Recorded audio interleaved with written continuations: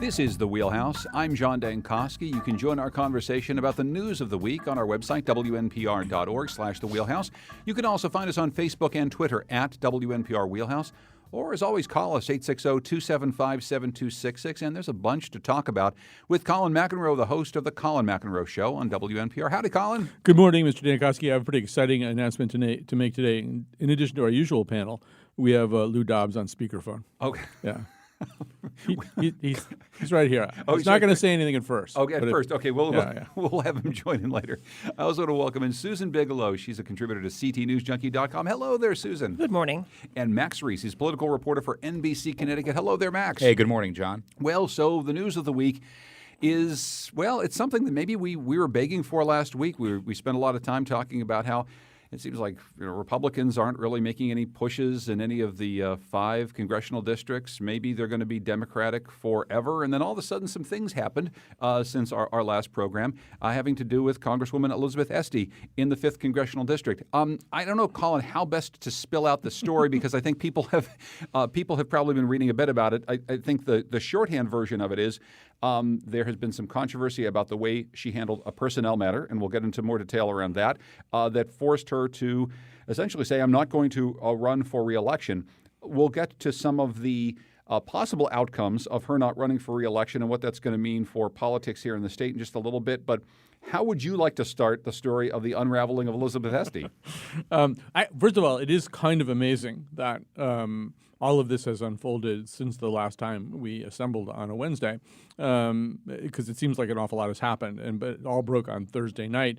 And then there's been this kind of drip, drip, drip. I mean, one of the rules of crisis management is you want to tell the story as completely, I mean, if you're the person who's embroiled in the crisis, you want to tell the story as completely as you can, omitting any details that you can get away with omitting, but you don't want to have to tell the story more than once. If it keeps morphing and mutating, it extends the news cycle. This has been that latter kind of story. There seem to be like just little details that pop up. I mean, I think the story probably has 2 major components. One of them is that when confronted on May 6, 2016 with what was pretty clearly a problem, she could hear a cell phone message in which her chief of staff using profanities said to a former in-house employee of her office that if she didn't answer the phone, if she didn't pick up the phone, he was going to kill her.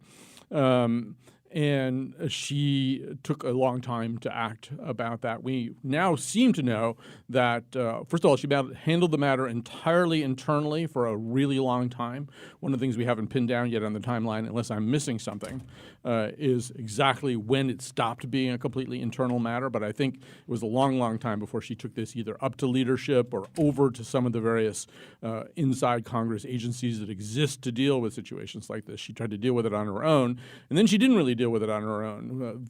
Per the reporting of the Hartford Courant, it was 2 months before her own internal investigation really took any kind of form. She had a former chief of staff, Julie Sweet, begin asking people questions, but that doesn't seem to have happened until July, and she knew the whole story. She knew this. She also knew that her chief of staff had a prior relationship with the same employee of her office while that person was working there. Her name is Anna Kane, and that Anna Kane said that even during that time, back in 2014, their relationship was fractious, that it involved a lot of things, that it could be considered harassment, and then on one occasion he punched her.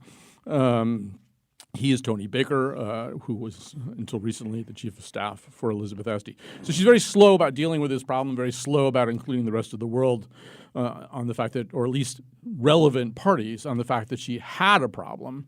When the problem was resolved, it was resolved in the form of a package of documents that would accompany the departure of Tony Baker. The package of documents seemed to be very placatory towards Tony Baker. To read these documents, you would think that the wronged party, the person who had suffered injury in this relationship, was Tony Baker, not Anna Kane, not anybody else. And that's one of the things that's puzzling a lot of people right now is why would that be the case? I'll just offer one sad theory. There may be some other theories.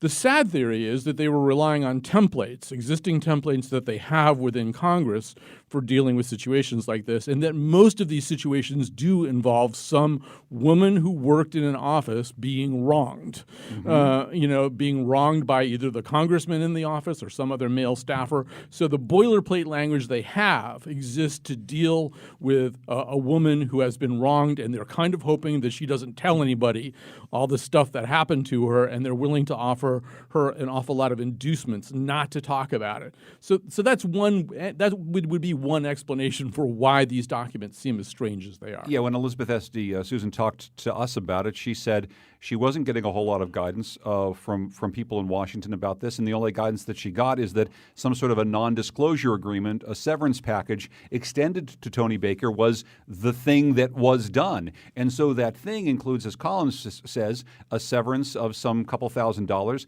Something else that we're learning is fairly common within these offices is essentially the wiping clean of a slate of his student loans, which is something else that you would think would be done for someone who'd acted well in his job as opposed to someone poorly.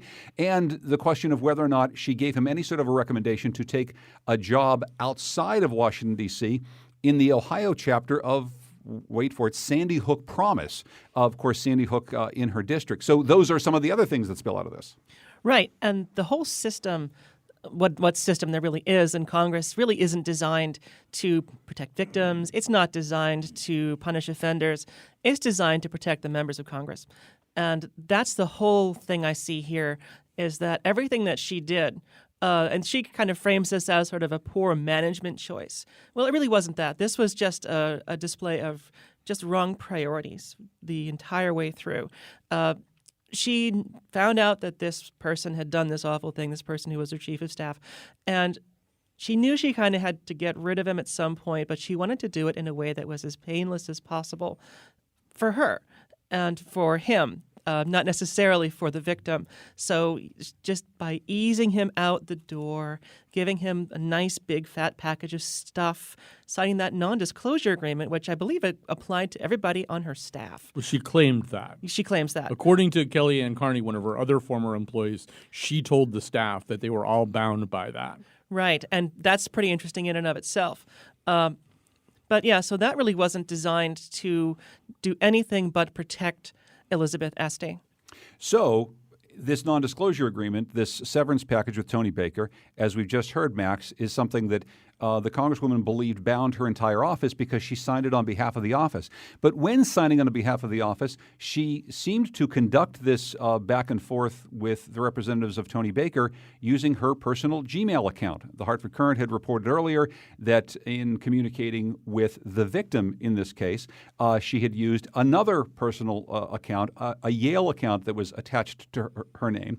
So now she's using a personal Gmail account, and we'll get into a few more details about that we have this morning. But this adds yet another complication onto it. It gives the impression that the office is trying to protect itself from any public disclosure of this event at all, and certainly any public disclosure of this contract, which eventually Esty then gave up to the press. I think if you were to go down the list of what things you don't do when it comes to transparency and disclosure of something like this, as people who work in the media, we deal with open records requests on a regular basis. We deal with public documents all the time. This looks like it's almost as if Esty's office, and I suppose because she's the Congresswoman, Elizabeth Esty herself, was going down the list of things you don't do when it comes to transparency and disclosure. It just doesn't look right. You know, she's saying she wanted an expedited ethics review, which I think sounds like she believes that, based on partially what Susan said, the system's not designed in a certain way, so therefore she will be vindicated based on the investigation. But then you see a Yale email address. You see a Gmail email address.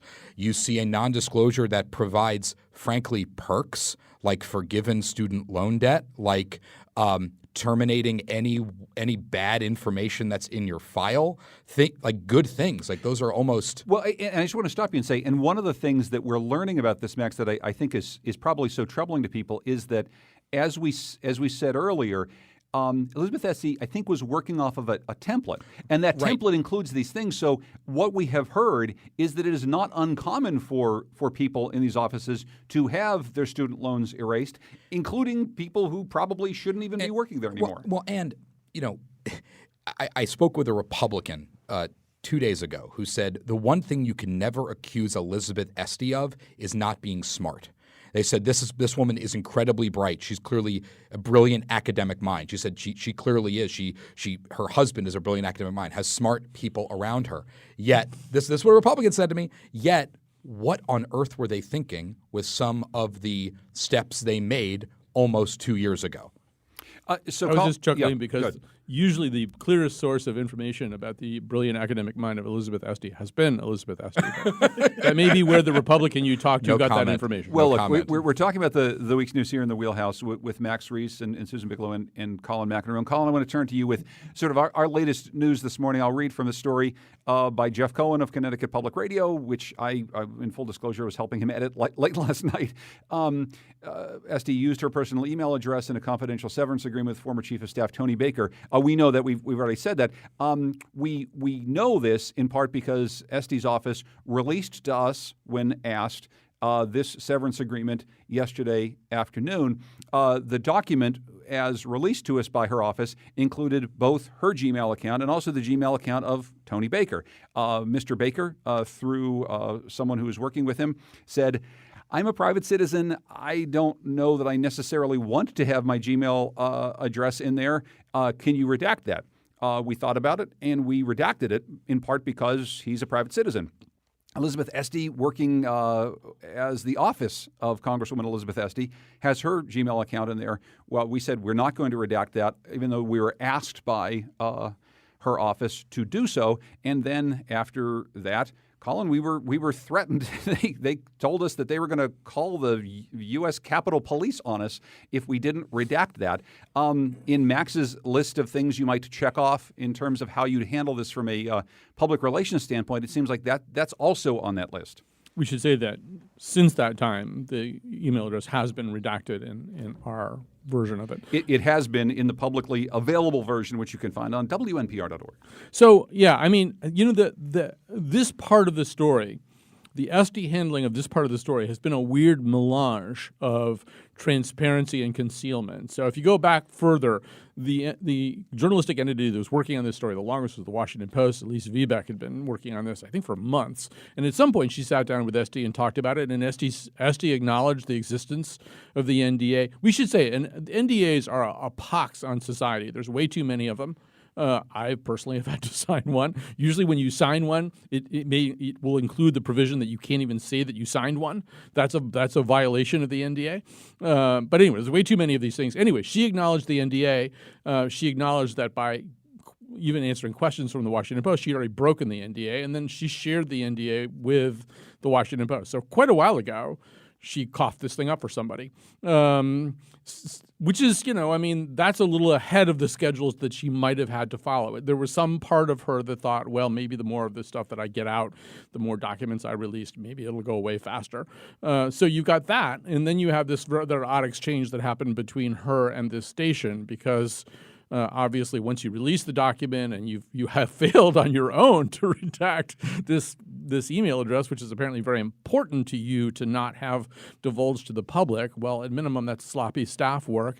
The fact that it's not the email address one would expect to have used in a situation like that, it's not your actual official congressional email address, becomes part of the story. We're all very familiar now with lots of other stories involving public officials who didn't use their .gov email addresses for some kind of reason, and it's usually a pretty interesting reason. I'm not familiar with any of those stories, Colin. Did they have any impact at all in the 2016 election? From time to time, yes, they do have and an yet impact. This was happening right at that time. This is what makes us even stupider. And then you make even the bigger mistake of threatening to call the cops on the press, which is it's just usually not a really good idea. Once again, there's been there's like two Elizabeth Estys that But- pop out from time to time. But I'd love your thoughts very quickly, Susan, on this. And the thing that I was asking Max, though, about is being as charitable as possible. Is this about the culture of D.C., the way Congress works? We found out a lot about it when we've heard about whether it's John Conyers or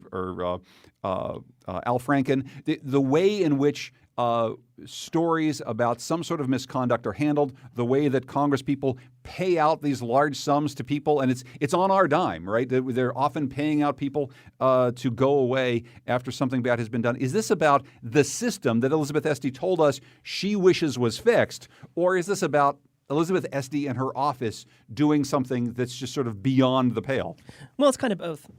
Yeah, they certainly did do something that was beyond the pale, but the fact that they did it and they were sort of in this system that allowed them to do it. I mean, of course, this system is set up to protect the members of Congress, and of course, it's set up to, quietly make people who are a problem go away. This is what happens when people get power. They want to try and silence other people who might cause them a problem. They might say, pay $100,000 or so to somebody who they've had sex with, that, to make them be quiet. I don't know if we know any stories about that, but this system is especially set up. It seems like there's a lot that has to do with this kind of sexual harassment, harassment of women. This sort of thing has been going on in Congress for such a long time. I also think there are two serious optic issues that have, I think, contributed to this firestorm surrounding Elizabeth Esty. She shows up to the Women's March in Hartford with one of the cat hats on. There's another word, but I'm not sure that's an You're allowed NPR. to say pussy hat on the show. I am. Yeah. Okay. Thank you for saying that. We're all Colin. grown-ups here. And so, Except for me. and then she also shared her own story of when she was younger, of what happened to her. So she's clearly, benefiting politically off of being an advocate for women, right, in the workplace. And then she was not an advocate for a woman in her workplace and the one that she controlled. So I think that's one piece of it. And then, back to this, PR issue with this, Mark Pasniokis made the point to me yesterday when Senator Richard Blumenthal was going through his Vietnam story issue during his run for the U.S. Senate. By Mark Pasniokis' recollection, there's no reason to doubt it, the story broke on like a Monday afternoon, and the next Tuesday afternoon, there was already a press conference at a VFW hall with veterans supporting Richard Blumenthal. Look, of course, Richard Blumenthal has many political enemies. He has far more political friends in this state.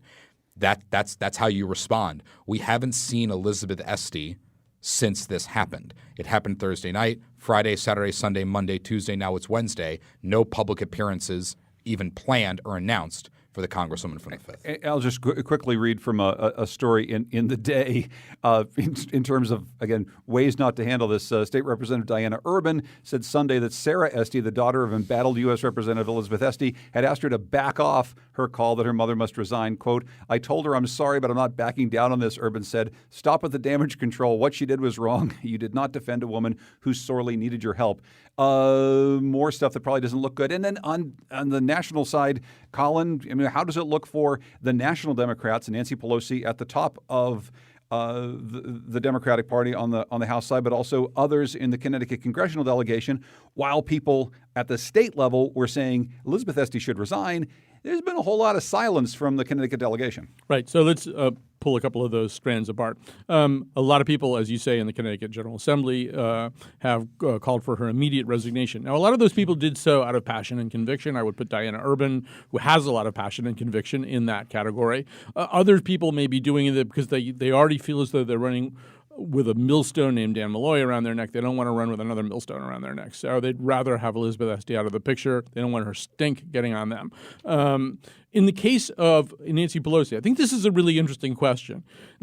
One thing that I'll say, this is sort of Kremlinology, but one thing I'll say is something happened in the middle of the day on Monday. And the reason you know that is that early in the day on Monday, we got an email from Elizabeth Esty saying that she was going to call for an expedited House Ethics Committee investigation of this, which is what you do if you think you're going to try to tough this thing out. If you think you can get it going fast enough, that's why you say expedited, and you're going to take the full weight of created this investigation and you're going to get through it somehow.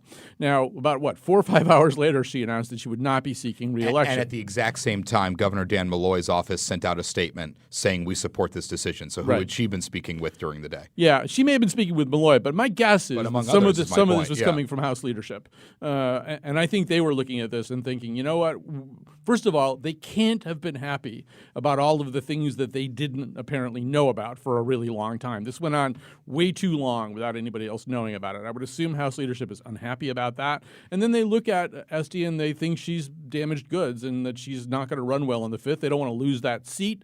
They don't want anybody else, like, say, Rosa DeLauro, who was pretty adamant about calling out for Al Franken's resignation, having to do any work on behalf of Elizabeth Esty.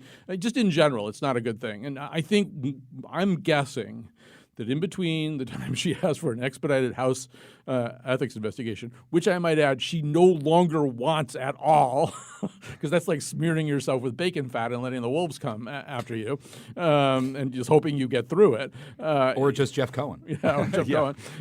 And now, and the announcement that she wouldn't seek re-election, something changed. I'm guessing she really heard from some people that she could not easily ignore that they wanted her to not run. Yeah, and I think there has to have been a sort of ongoing calculus among the Democratic leadership. I'm sure that at first they felt like they would much rather have an incumbent be in this seat and try to tough it out and try and get that win in the upcoming election. But as time went on, it just seemed more and more clear that she was going to be a liability, and that the longer she stayed in, the more that seat actually became in play. So I think that there was that political calculus driving that.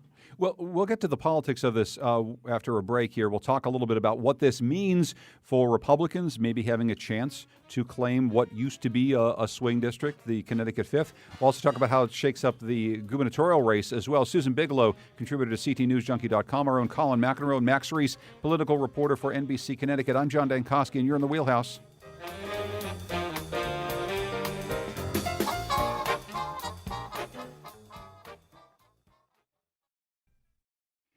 This is The Wheelhouse. I'm John Dankosky. You can join our conversation about the week's news at 860-275-7266. We're joined today by Max Reese, his political reporter for NBC Connecticut, Susan Bigelow, a contributor to CTNewsJunkie.com, and our own Colin McEnroe. Hey, Colin, what's on your show today? Well, possibly in honor of Elizabeth Esty, we've decided to air a show about redheads, about the mystique and occasional mistreatment of redheads.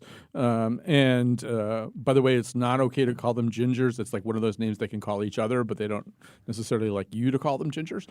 So all of that information will be in there. There's also a video up right now on the Colin McEnroe Show web Facebook page and elsewhere of Carolyn Payne and I talking about the difficulty of auditioning for parts if you're an actress like Carolyn, who's auburn-haired, and they see you and they say, go away, don't even bother reading the sides. Very quickly, I also want to say that tonight at Watkinson, we're also going to be having a conversation about food. It involves your friend Chris Prosperi and two experts on nutrition and how people actually eat. I believe there are still tickets available. If you go to watkinson.org, you can even come and eat a nice dinner before we talk about food. We'll also be reading Max Reese's matzo pizza recipe aloud to the crowd. I think Max should show up and a piece of sacred parchment. Too. It is a religious. Hand out some of this this mock Pepe's pizza that you make post Passover. I'm Chef Boyardowitz. So that's of course happening at Watkinson School tonight. That will be a lot of fun. And Colin McEnroe show today as well at 1:00 with Elizabeth Esty no longer seeking re-election. Well, those considering they want to enter the race have a sort of a narrow window of opportunity. Just a week ago, New Britain resident Craig D'Angelo and former Meriden Mayor Manny Santos were the only two declared Republicans who were vying for the 5th congressional district seat, but now the field is expected to widen very quickly. Here's Santos. Well, it introduces a little bit more uncertainty, not quite knowing who the opponent is going to be, or even whether other Republicans will jump in. Manny Santos, man of understatement. It does, I suppose, Colin, introduce a little bit more uncertainty into this race. This is a very tippy district. The registration numbers are actually a lot closer than Republican-Democrat registration numbers are closer than they are in other districts around the state, therefore the unaffiliateds are unusually high. So if you can sway a lot of unaffiliateds, you can win this district. It's also been one of the most contentious congressional districts since 2002, when two districts, one Johnson, the sixth and the fifth. Nancy Johnson had the sixth, Jim Maloney had the fifth. They collapsed them together because of a census change, and the two of them had to fight it out in one of the most dirty.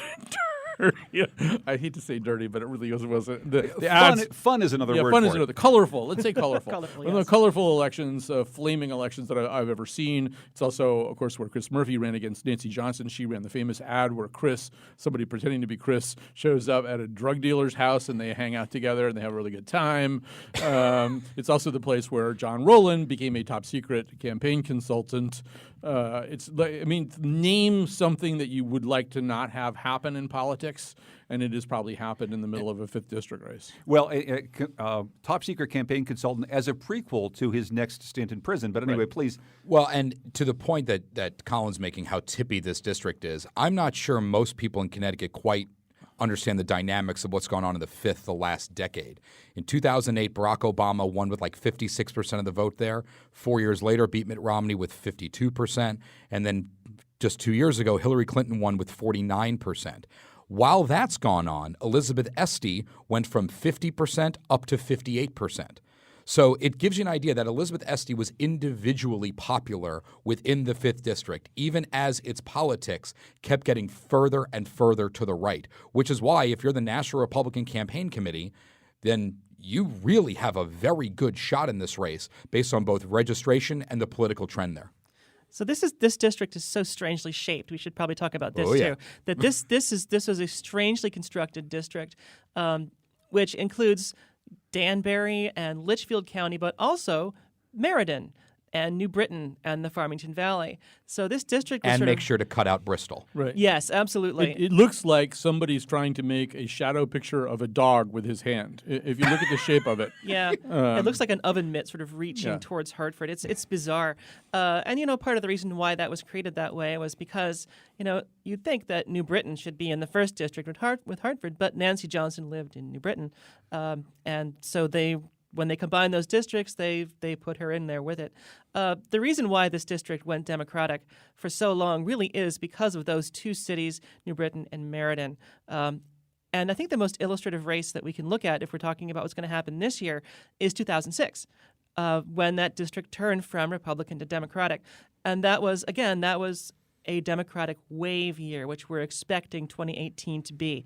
And that is when high numbers in New Britain and in Meriden really did help Chris Murphy win that district.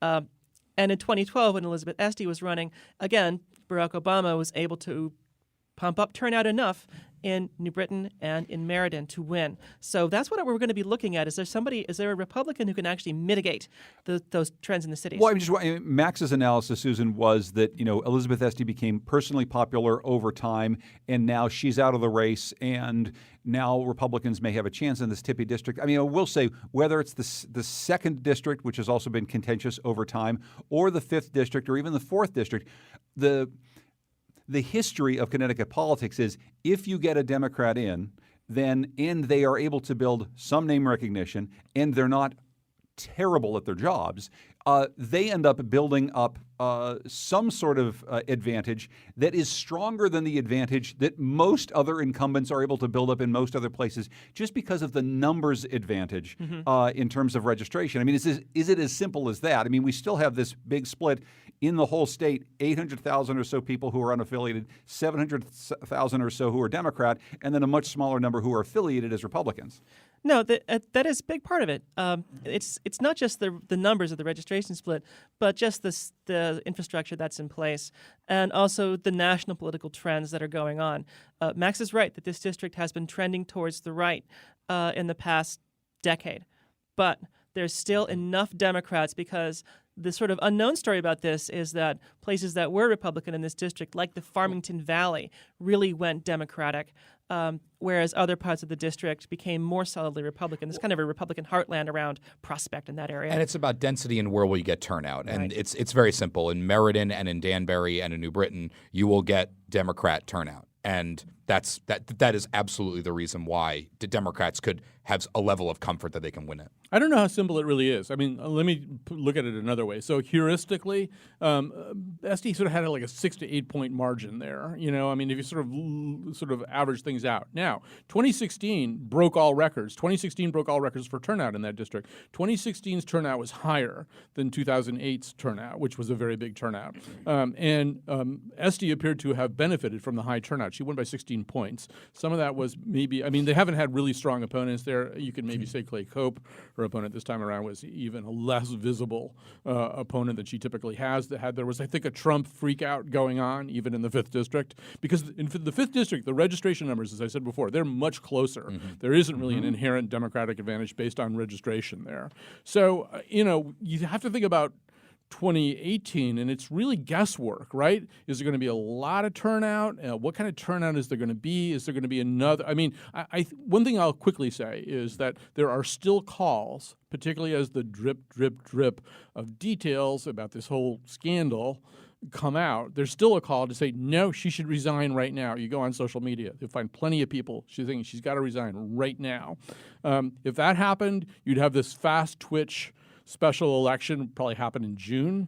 That's a very different kind of animal. I think it actually works to the Democrats' advantage to not do that, to get a candidate at their May conventions and then basically marinate that candidate from May through any primary process. There probably will be primaries on both sides. I think it's a pretty good guess, but that candidate gets through the primary process and the voters get to know that candidate. Then if you have the expected blue wave that's probably going to be national and probably going to be in Connecticut too, if you have the blue wave, big turnout, a lot of anti-Trump votes, then whoever that candidate is, he or she benefits. And the special election mechanics are actually very significant because the governor would have 10 days if she did resign to make a writ for an election. But then if it all depends on the dates here. You would in theory have a primary if there's more than one candidate. And this is just to fill out the end of the term. This is before the general in the fall. So you can in theory have a primary, then an election in August to fill out just through December, basically. And then you have the general election in November. So it kind of gets odd and complicated. And I think Colin's right. If you're assuming the blue wave, then all of that really favors Democrats. Okay, so blue wave or not, Susan, we've already got people who are saying that they're going to jump into this race. We have a lot of names that could potentially jump into the race. I'll let you start with this. I mean, what do we think now about this possibility with an open seat? Republicans who haven't really had a chance in the past now maybe putting up a more viable candidate, and Democrats, including the 47,000 who are currently running for governor, who might be thinking about getting into this. Mary Glassman. I'm sorry.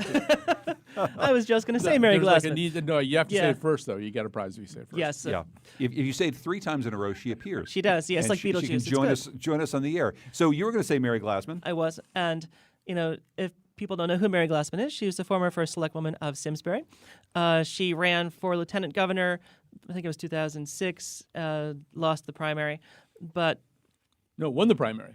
That's right. She did win the primary. So that was that weird year. Yeah, in 2006, she was initially Dan Malloy's running mate. Scott Slifka was John DeStefano's running mate. Yes. John DeStefano won the primary at the top of the ticket, but Mary Glassman beat Scott Slifka to become John DeStefano's running mate. So she's somebody who had her political star seemed like it was kind of on the rise for a while. She was pretty popular. She was popular in Simsbury.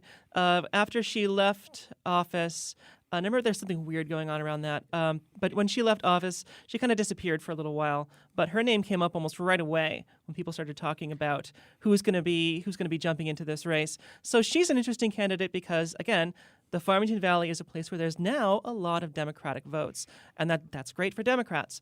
Other people who have been talked about, it's interesting. I'm seeing a lot of people now say, well, I'm not getting into this race. Like Erin Stewart would have been a really interesting choice.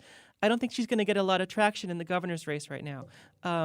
But that seems to be where she's committed. Somebody who is the mayor of New Britain, who is a fairly popular mayor of New Britain, would actually be able to mitigate some of the problems that the Republicans have in the cities, at least theoretically. As for other Republicans, Manny Santos, the former mayor of Meriden, same deal. He might be able to mitigate some of the problems that Republicans would definitely have in Meriden. So, but other than that, it seems like it's pretty wide open. Other people have been just sort of saying, no, I'm not going to, but that could all change. Yeah, if I recall it, Max, she had to leave office in Simsbury in some sort of a weird suburban minivan-led coup of some sort that I wasn't entirely clear about. It was bizarre. It happened in December of 14, where they changed the pay structure for the first selectman, and she had been first selectman there for a long time, and then the Republicans, I remember covering it, none of them really wanted to talk about it. They said, oh, no, this is no big deal. We said, no, you just cut the pay by like 50% of the first selectman. And also she's a Democrat, you're Republicans. Oh, no, this isn't a big deal at all. You should. And one of them even said to me, you should just stop covering this. And I said, well, that's actually not how this works. And I think for 3 days we did live shots from Simsbury Town Hall. Yeah. But yeah, that was the awkward piece to it. Manny Santos's candidacy is interesting. He's been out of the public eye for a little while, but also the mayor of Merredin's not a strong mayor system. You're kind of like you're the town manager there still makes all the decisions, so you're really just in charge of the council, which doesn't have as much power really as the town manager. So you kind of question, what does that person really bring? Mark Boughton could have been another interesting candidate. I'm getting a head shake from Colin. But he wants to be governor, so he's going to run for governor. Aaron Stewart, same thing. The other name is Bill Pettit, the Cheshire home invasion survivor, who's now serving his first term in the Connecticut General Assembly. He's in the Plainville section of the district that was friendly to Nancy Johnson. And a spokesman for him has said, no, he's not interested. He does have a young child at home, a new family. The question for him, do you really want to move to D.C.? Would you want to go through this kind of an election? And now Mark Greenberg is another one who went up against Elizabeth Esty in 2014. It's just this could end up looking like the governor's race at a certain point. Right. If you want to know more about that Mary Glassman Simsbury story, I encourage you to order my e-novel, Night of 11 Volvos. It's book number 6. Sponsored by Mitchell. Yeah, it's book number 6 in the Inspector Joe Visconti mystery series that I'm writing. So, I think right now, no doesn't mean no. I mean, there's some people who are saying, no, I'm not jumping in, and they really do mean it, and they're probably not going to change. But there may be a number of people who are saying no right now just because they're still making calls. They're still trying to figure out. One name I think we didn't mention yet is Dan Roberti. Dan Roberti, whose qualifications for this post are a little bit hard to detect, but he's the son of Vin Roberti, who's a former state legislator turned movie mogul and other things. But anyway, he ran the first time Esty went up. He was part of that primary field. I'm hearing anyway he might be interested again. I would think that by the time we're done with this, some interesting names will get in. Now, I don't know if those names are Stewart or Pettit or who they might be on the Democratic side either. But I think some of the people saying no, these are temporary demurrals, and you have to kind of wait.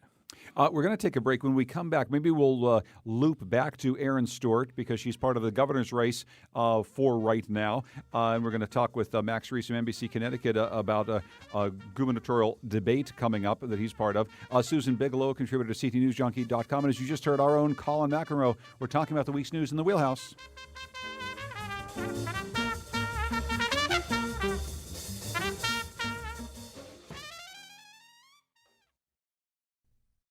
This is The Wheelhouse. I'm John Dankosky. We're talking about the week's news with Colin McEnroe from Connecticut Public Radio, Max Reese from NBC Connecticut, and Susan Bigelow, contributor to CTNewsJunkie.com.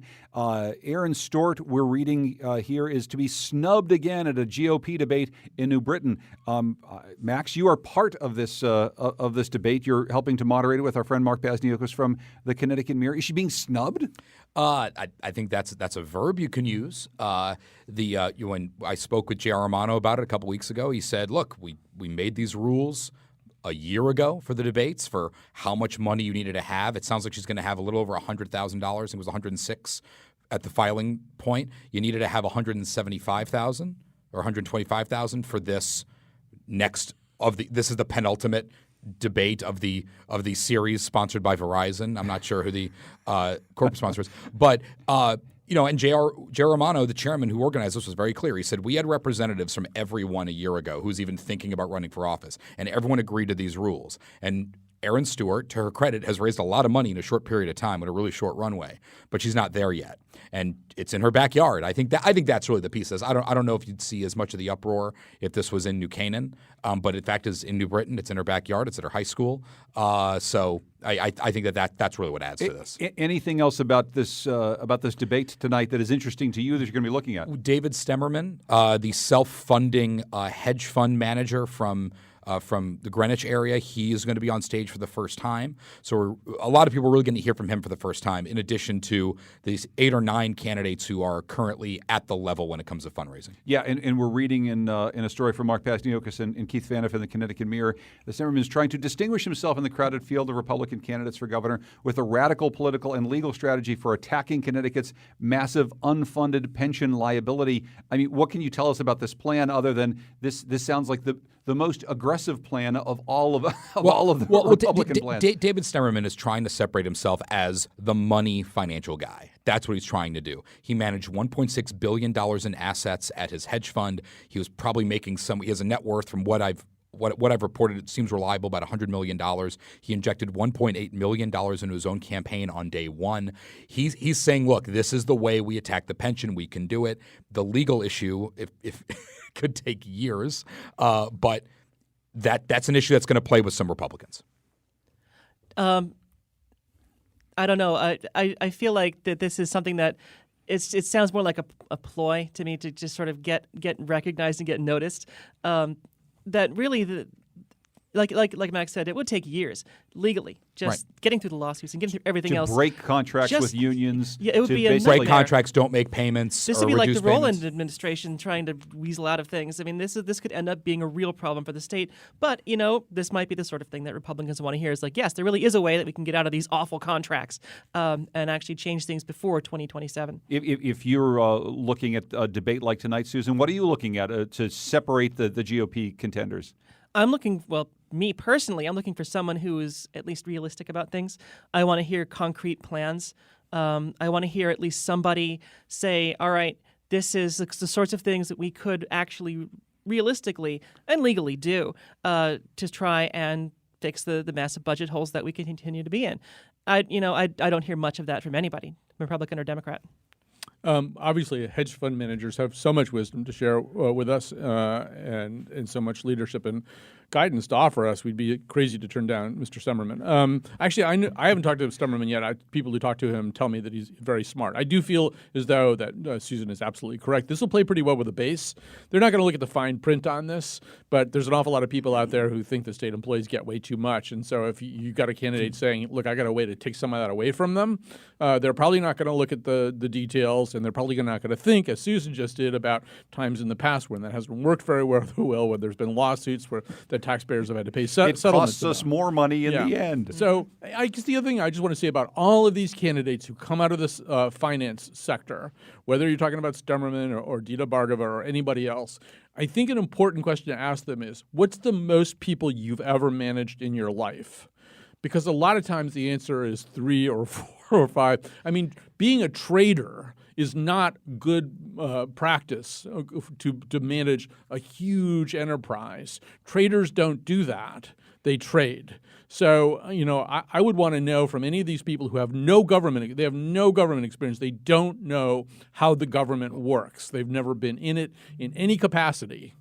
Then the only other thing they have to offer, as far as I'm concerned, is, do you know how to manage a large operation? Because this happens to be a really big one. Have you ever done that before? And if the answer is no, then go away. And the pension issue is an interesting one because Governor Dan Malloy, by and large, has fully funded the pension for the last since he came in office, saying this was an important thing.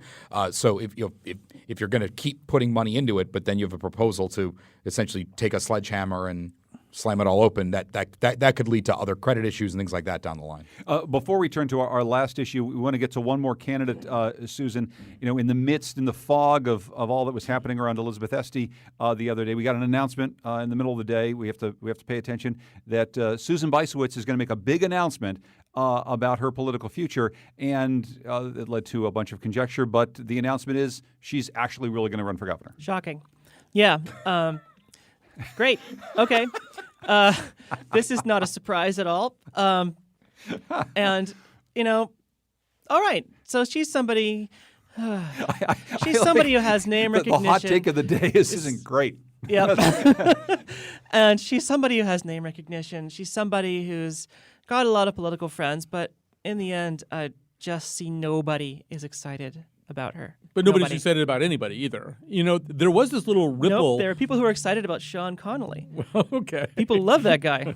But I mean, in terms of people who have realistic opportunities to come out of the convention with enough votes to primary, and who have some kind of name recognition. First of all, I just want to say to your question, John, there is like this whole Bisowitz network of people who talk about her, and so when this Esty thing got going, there were people talking about the idea that she was going to jump into the congressional race, although she does not really live in that district. But people just talk about that kind of stuff anyway. Details. Yeah, well, you could do that. You don't have to live in a district to jump into the race, but. I do think she's. I said this a couple of weeks ago or last week, and nobody really challenged me. I sort of feel like she and Ned Lamont are some version of 1 and 2 in this race right now. I don't know why she would do anything but stay in there and see if she could win it. We just have a couple minutes left, and I want to turn to Max Reese for a story that a lot of us have been sort of following throughout the week, especially those of us in the news media. You probably have seen viral videos pieced together of all of the various anchors from around the country, dozens and dozens and dozens of these at Sinclair Broadcasting Company stations, who were all asked to, told to, in some people's minds, forced to read the same script, which essentially said something like, we're really concerned about you, our viewers, and all the other folks, all the fake news folks aren't, and you have to be very vigilant for all of their fake news. Of course, Sinclair Broadcasting, a right-wing news organization that has taken over a lot of local broadcasters. Max is a television professional. How does this strike you? I think that there's an element to this that a lot of the general public isn't going to get, which is when you work in small market local news, you are given this contract which amounts to indentured servitude, which says you're going to work for us for this amount of time, and then if you leave, you're probably going to owe, in some cases, tens of thousands of dollars, which you probably don't have because it amounts to like 30 or 40% of your contract.